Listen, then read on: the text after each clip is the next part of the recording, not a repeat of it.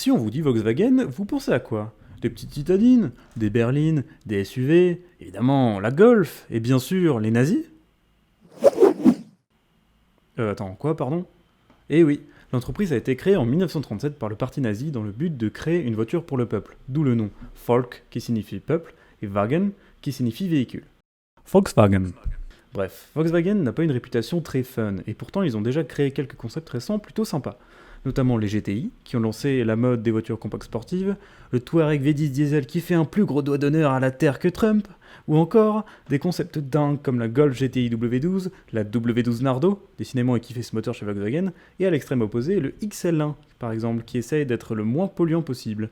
Et ce sont ces deux derniers, donc le W12 Nardo et XL1, et oui, vous l'aurez compris, aujourd'hui, au menu, on a une supercar Volkswagen.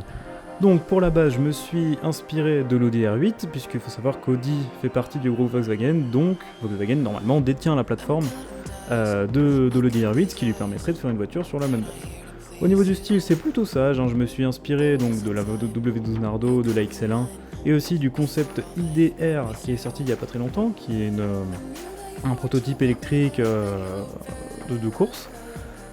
Au niveau de la grille, là vous pouvez voir, j'ai fait des feux qui ressemblent pas mal à la nouvelle Golf GTI pour garder une certaine cohérence au vu de toute la gamme Volkswagen.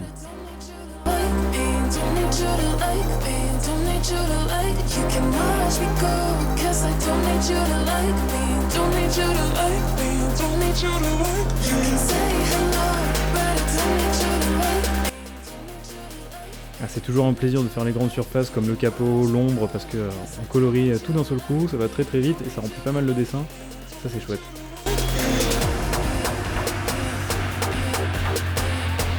Sur le côté, à la base, je voulais faire quelque chose de vraiment plat comme le concept W12 Nardo, mais finalement j'ai décidé d'opter pour quelque chose d'un peu plus violent, on va dire, qui est plus inspiré de la IDR et de toutes les voitures modernes qu'on peut trouver et de toutes les hypercars modernes. C'est à la mode en ce moment de bien creuser les côtés. Je me suis dit autant le faire.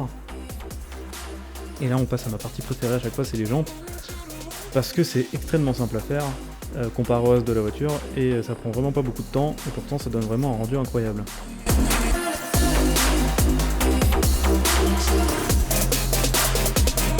Voilà, l'avant est terminé, maintenant on va passer à l'arrière. Pour l'arrière, j'ai encore repris une Audi R8, j'avais essayé de faire quelque chose de plutôt sage, qui était vraiment pour le coup quasiment copié du concept ID4 avec des éléments de la W12, mais voilà, finalement j'ai vite changé parce que c'était moche, pour trouver un design qui ressemble plutôt au XL1, mais en un peu moins gentil. Donc pour le côté là, il n'y a aucune surprise, c'est la même chose que tout à l'heure.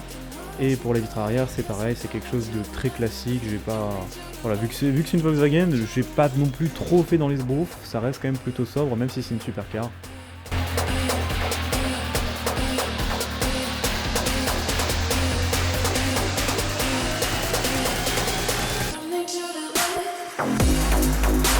Seule petite particularité, c'est la présence d'un feu stop façon F1, qui était déjà présent dans le concept W12 Nardo, donc là j'ai décidé de le reprendre.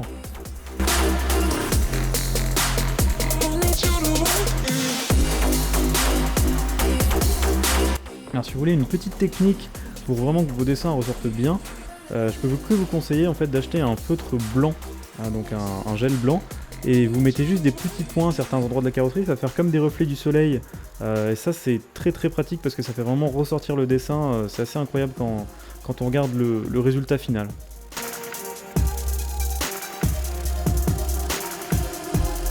Et pareil, pour que vos couleurs ressortent bien, je ne peux que vous conseiller de prendre des Pro Markers. Alors c'est un peu cher, c'est à peu près 2,50€ je crois le Pro Marker, et ça dure pas non plus très très longtemps. Mais par contre c'est vrai que quand vous dessinez avec, la différence comparée à un crayon de couleur classique est assez incroyable au niveau de la couleur. Et de la profondeur de la couleur surtout.